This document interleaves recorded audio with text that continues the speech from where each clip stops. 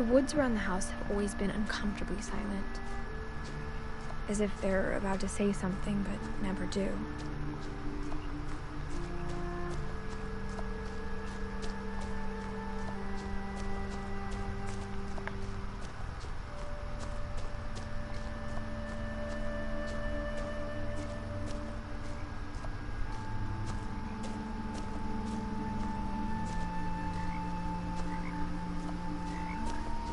The house was exactly like I remembered it, the way I'd been dreaming about it.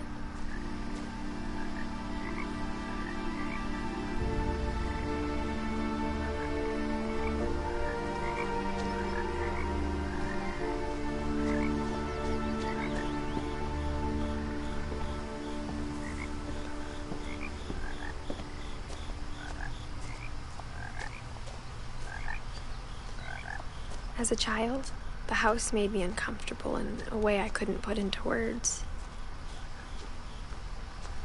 Now, as a 17-year-old, I knew exactly what those words were. I was afraid of the house.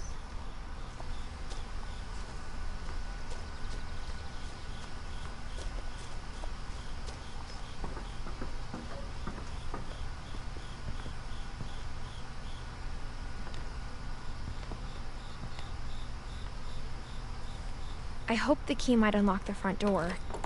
It didn't.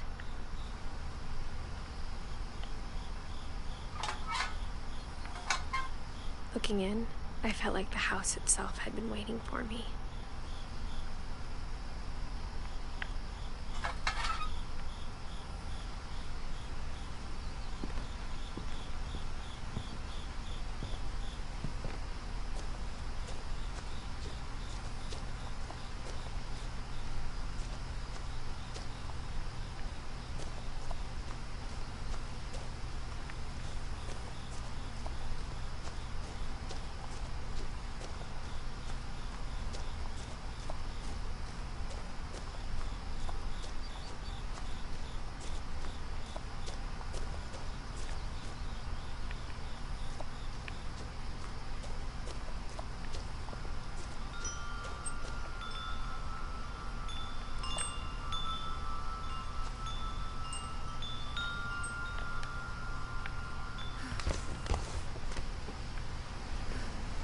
Crawling through the doggy door used to be a lot easier when I was 11. The power had been turned off the night we left.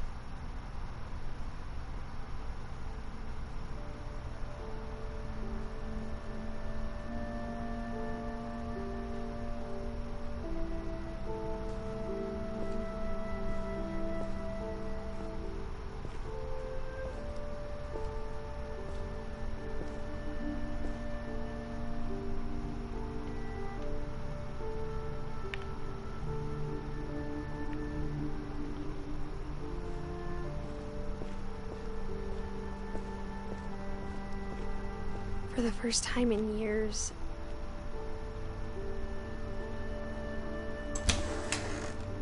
I felt like I was home.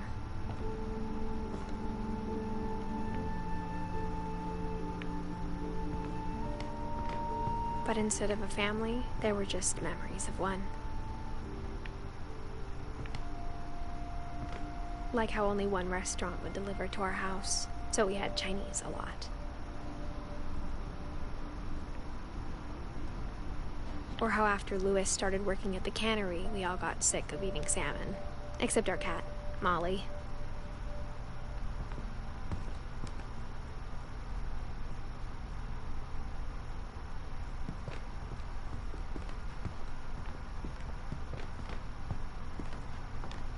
Nothing in the house looked abnormal. There was just too much of it, like a smile with too many teeth.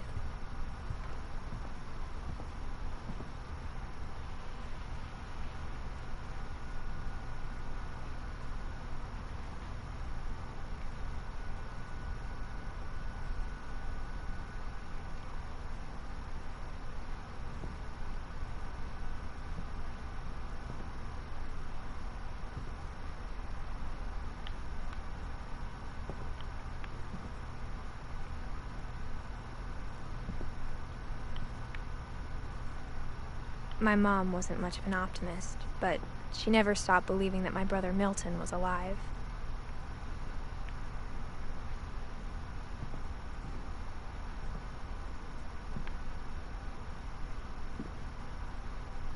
After Milton disappeared, Mom sealed up all the bedrooms. Then Edie retaliated and drilled peepholes.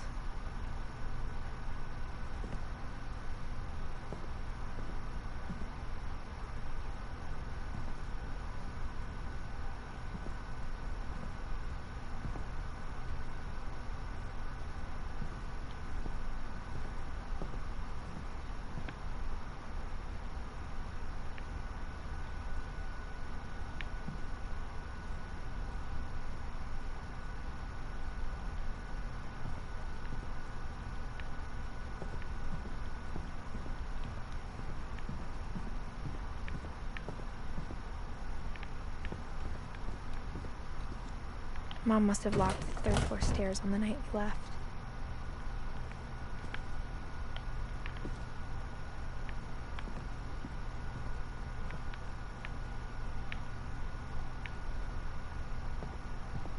Whenever people ask me about my family, the first thing they always want to know about is Barbara.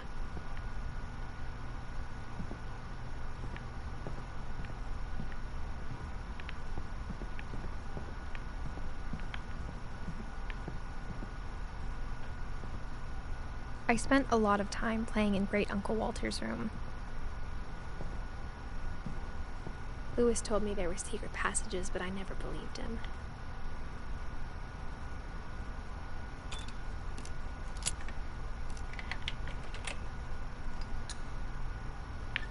Turns out, my mom was really good at keeping secrets.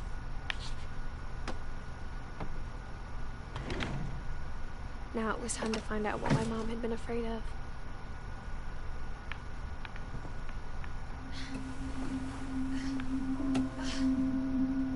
From the paintings on the wall, it was clear my brother Milton had been here before me.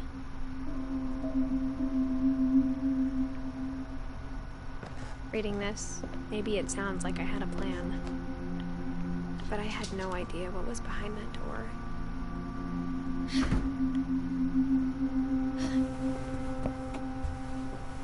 Just like I had no idea where all this was gonna lead.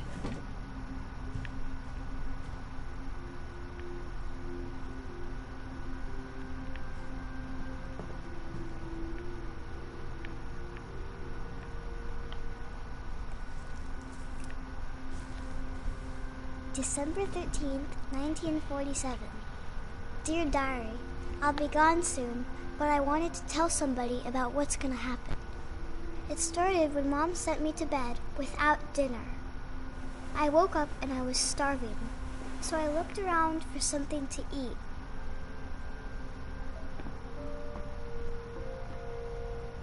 The gerbil food was dry, but I didn't mind it.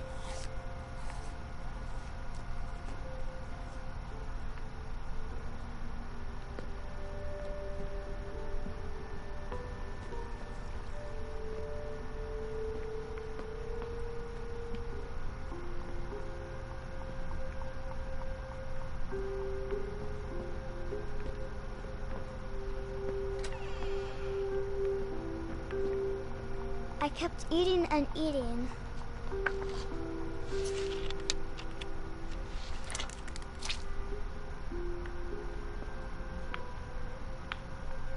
I ate a lot of things that night.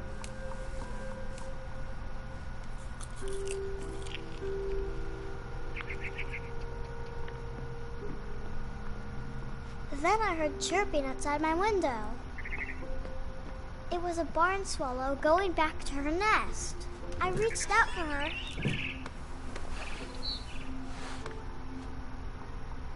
And suddenly, I was a cat.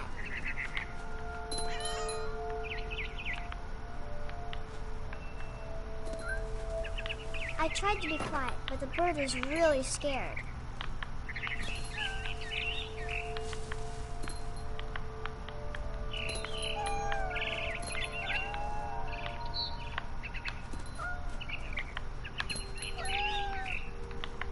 I jumped and I almost got her.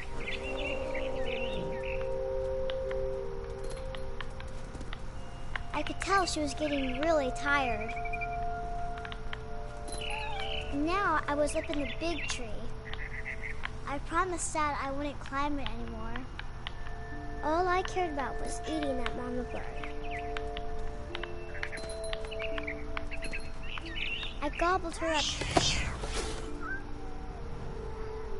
And suddenly, I was an owl. First, all I heard was the wind. Then I heard little teeth nibbling in the grass.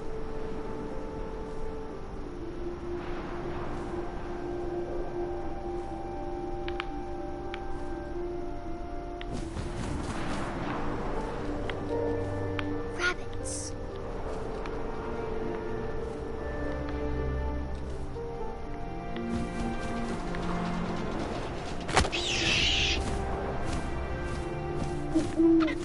I imagined his face looking up and seeing mine through my talons. I swallowed him up, and I didn't chew one bit. Then I flew off to find something bigger.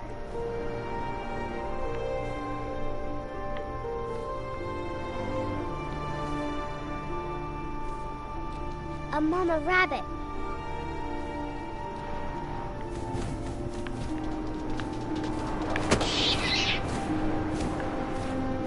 She was almost too big to carry. I started choking, but I couldn't stop eating.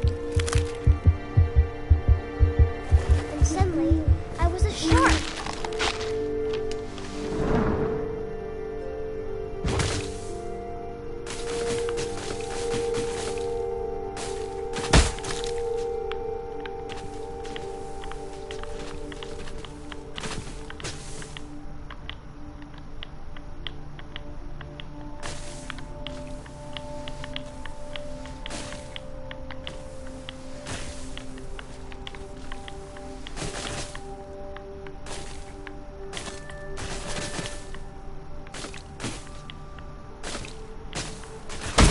I rolled off a cliff and into the ocean.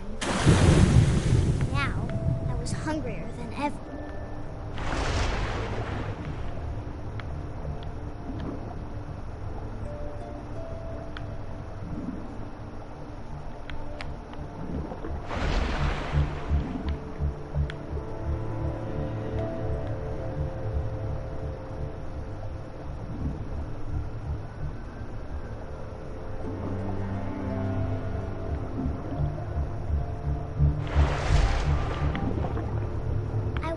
Fat, juicy seals.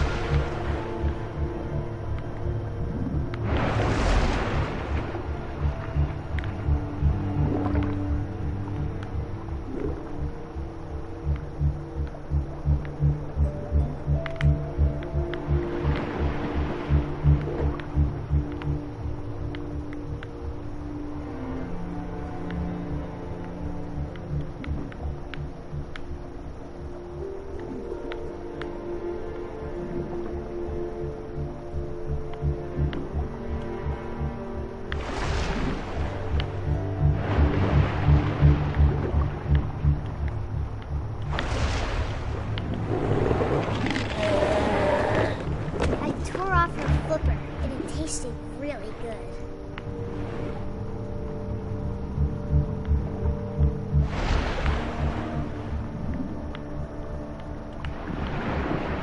I grabbed on tight.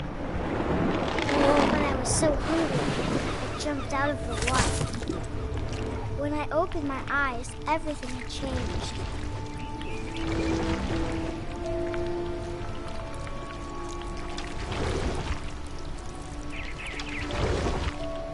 Now I was a monster, and I smelled people everywhere.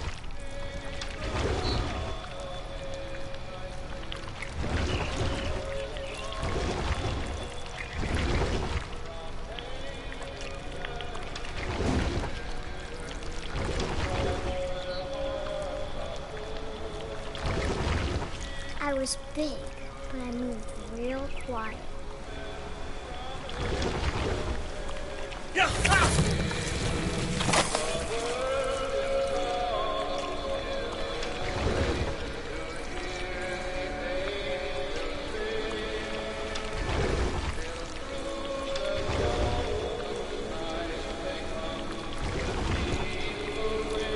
I wanted to stop, but also I didn't.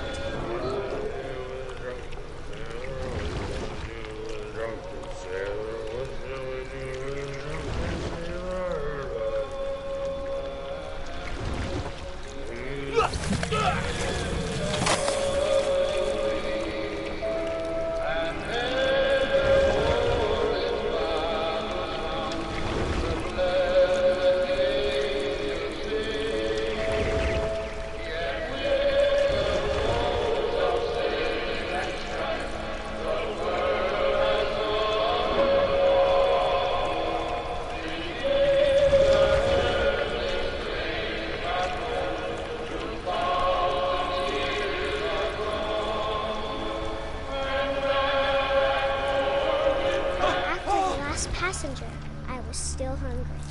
And to cross the water, I smelled something new. Something I had to have, so I swam towards it.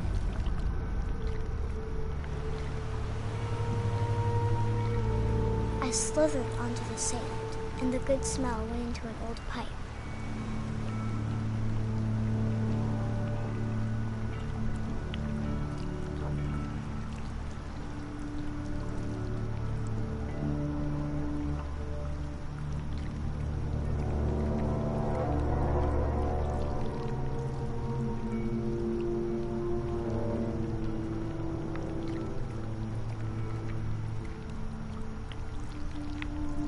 I got closer and closer.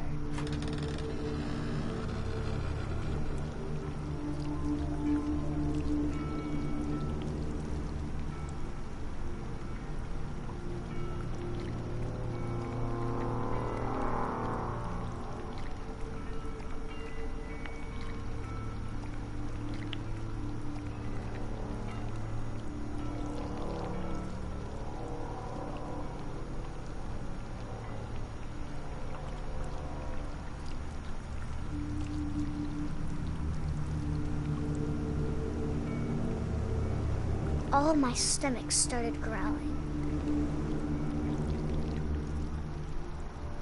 And suddenly, I was me again. I held my breath for a long time, but I couldn't hear anything. I think it's waiting for me to fall asleep. But it's not going to wait much longer. It needs to feed, and we both know I will be delicious.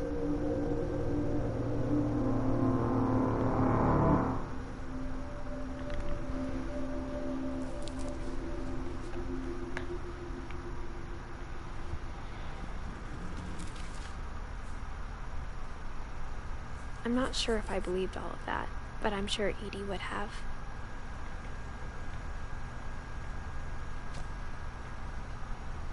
I got the sense Edie had spent a lot of time here, before my mom sealed the doors.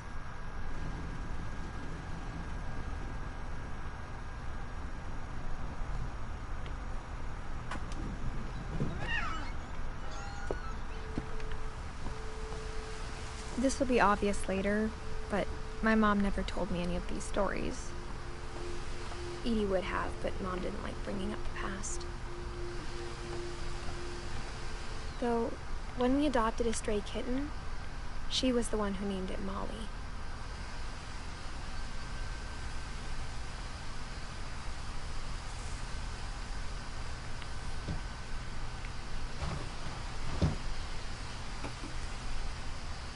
I spent a lot of time in Great-Grandma Edie's room.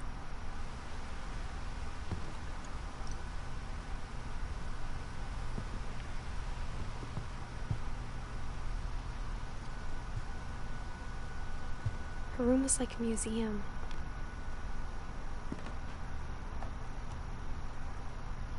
For 500 years, the Finches have been famous throughout Norway for their fortune and misfortune. Odin Finch buries the latest victims of the family curse, his wife Ingeborg and their newborn son, Johann. On January 7th, 1937, he set sail with his family and his house, hoping to leave the curse behind. But 40-foot waves off the coast of Washington send the house and Odin to the bottom of the sea. Odin's daughter Edie, with husband Sven and baby Molly, step ashore on their new home, Orcas Island. Odin Finch is the first to be buried in the new family cemetery. His daughter Edie is already dreaming of a new Finch house.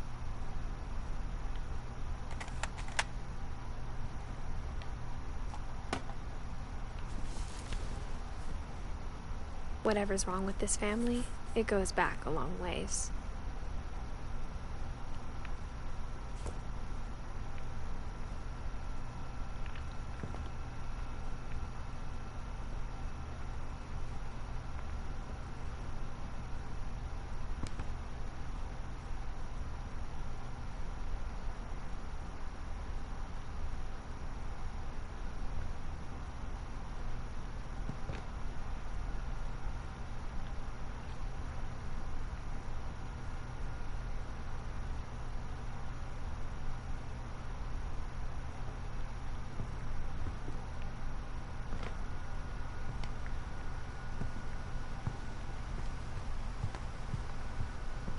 Even in her 90s, sometimes Edie seemed a lot younger than my mother.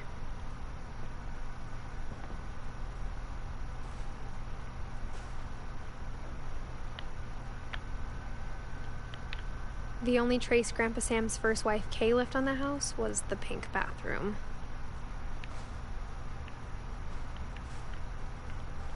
It was a pretty big trace.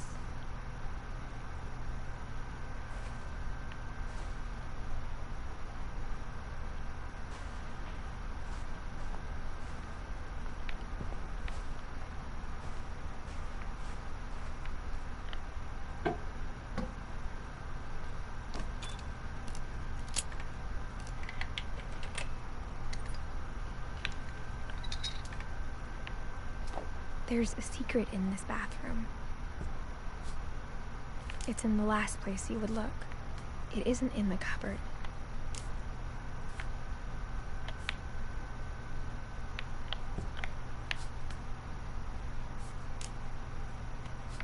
It's hidden in this book.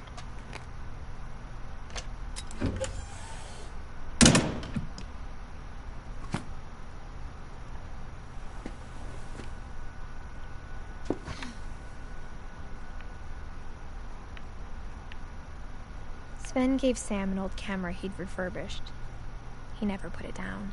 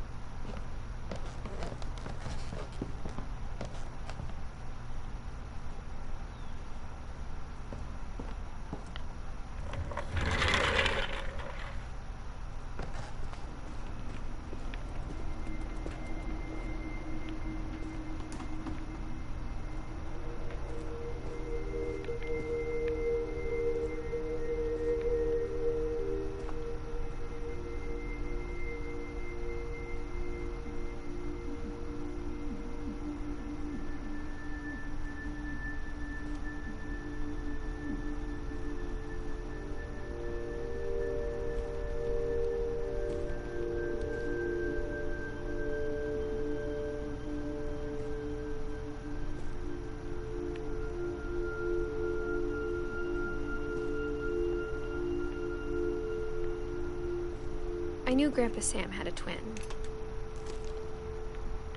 and that he never talked about him.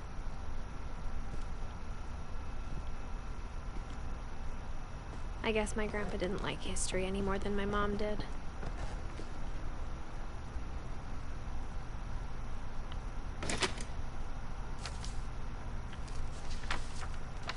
How I Want to Remember My Brother by Sam Finch.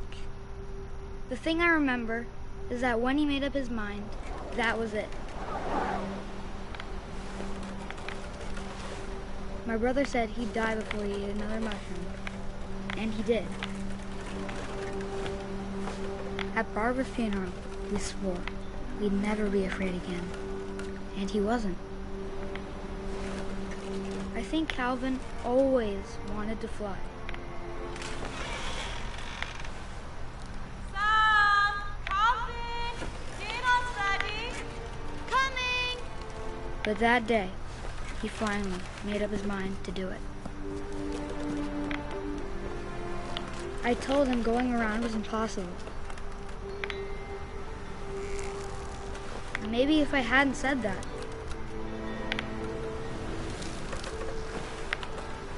Calvin, I'm not gonna tell you again. maybe if the wind hadn't picked up, then maybe he'd still be here. But I doubt it. I think he'd already made up his mind. That's what I want to remember about my brother.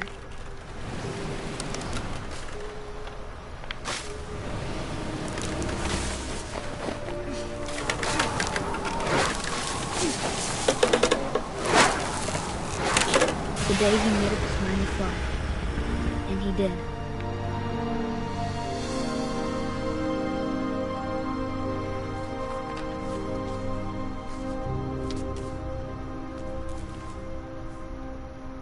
Calvin's story felt strangely familiar. When I was younger, I remember trying to do the exact same thing.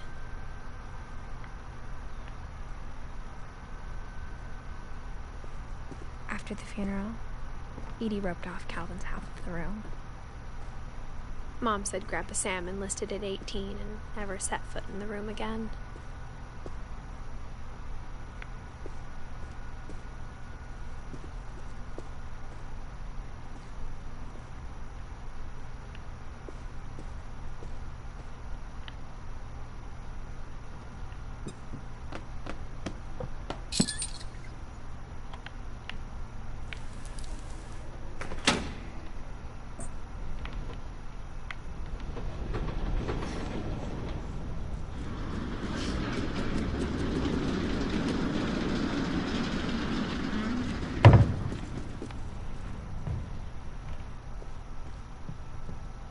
The passages were a pretty tight fit.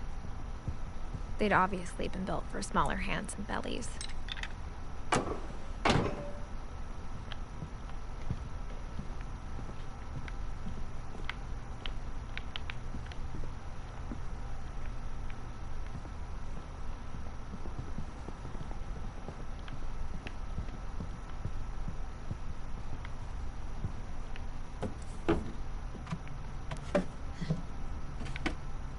Growing up, I always thought of Barbara as a child star.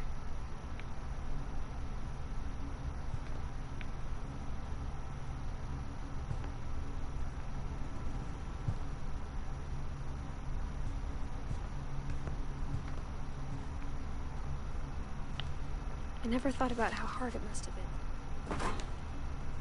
Of all the stories people wrote about Barbara's death, I'm surprised Edie saved this one.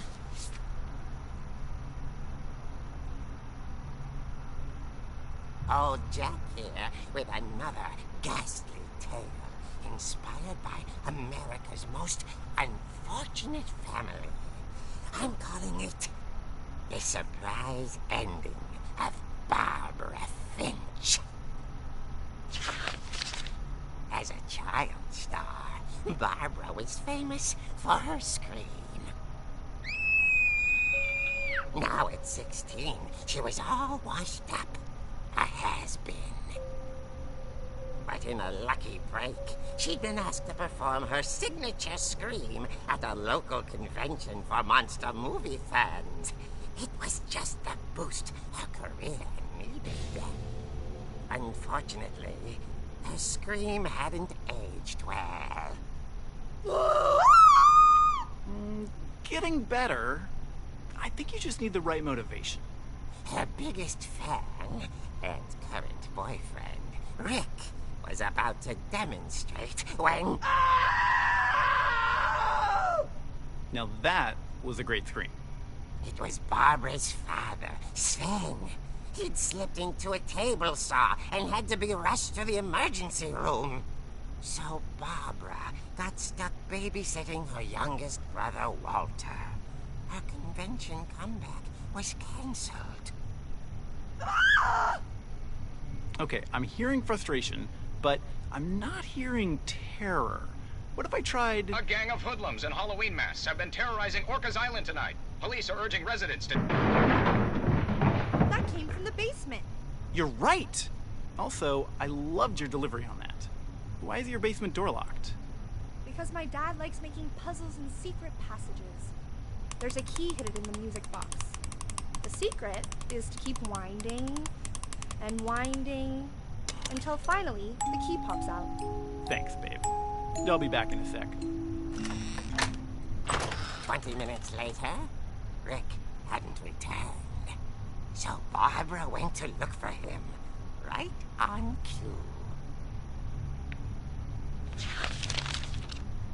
She reached for the music box. And as she wound the key, she listened for Rick, but the house was silent.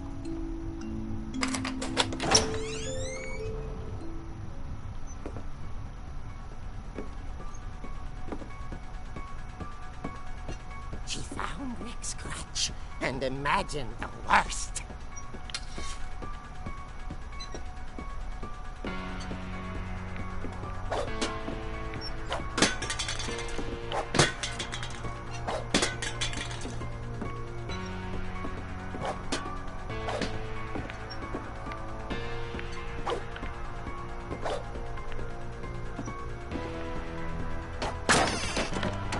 The gang's leader is the infamous Hookman killer, Dr. Carl Hamill, who impaled and then ate his family 10 years ago tonight.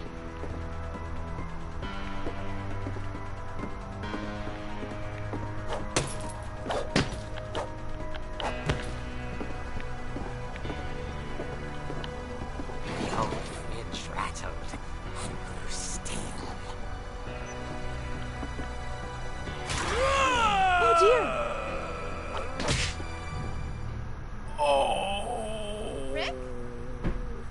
Barb, relax. I was just trying to scare you to help you find your scream. Well, I'm not scared, Rick. I'm furious. Then act furious.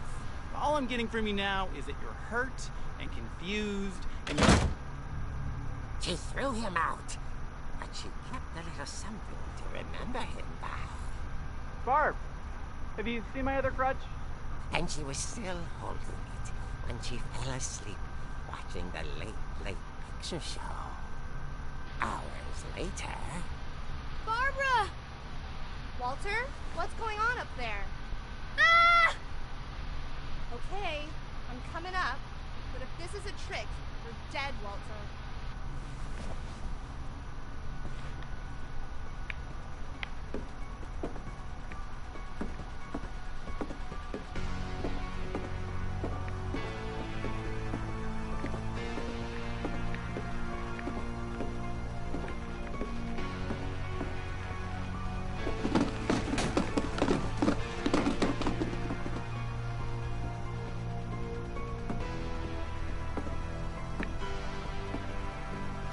Walter, are you there? Walter had vanished, but his bedside radio was still on. Orcas Island police describe the man as 6 feet tall, with a steel hook for a hand. Residents are urged to lock all doors and windows and notify the police of any suspicious activity. Barbara turned, saw the hookman, and was speechless. He was quite smashing. And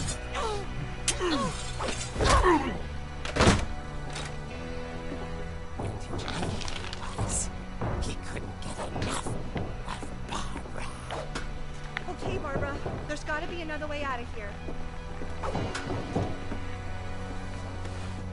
That night, she played her part beautifully.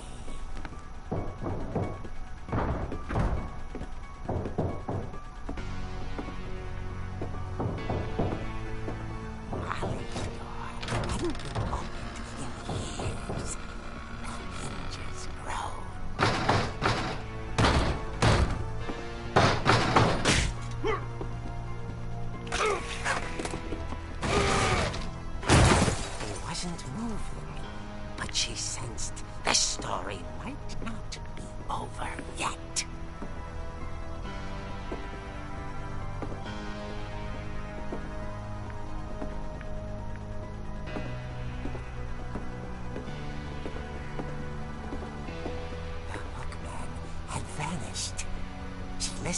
his breathing, but all she heard was...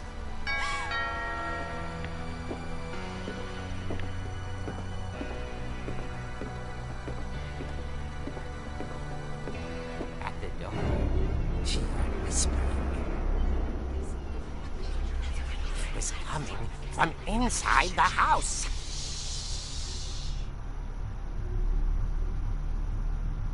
Oh dear.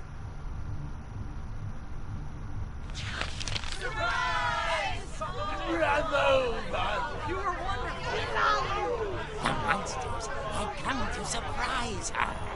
For Barbara, it was a dream come true. Then she saw what kind of monsters they were, and she realized what was about to happen. She was going to be famous. And with her final breath, Barbara Finch gave the performance of her life.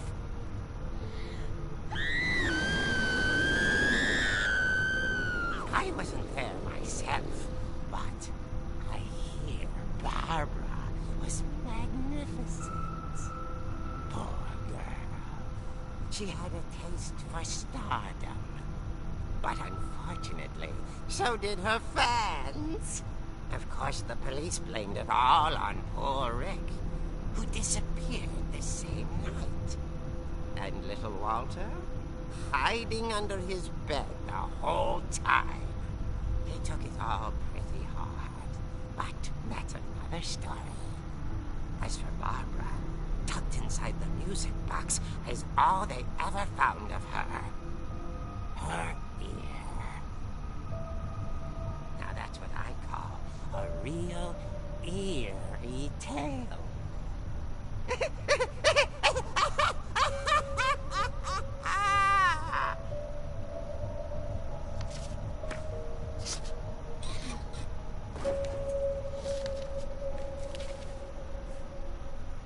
Edie told me all Barbara wanted was to be remembered, as absurd as that comic was. Maybe what Edie saw was a happy ending.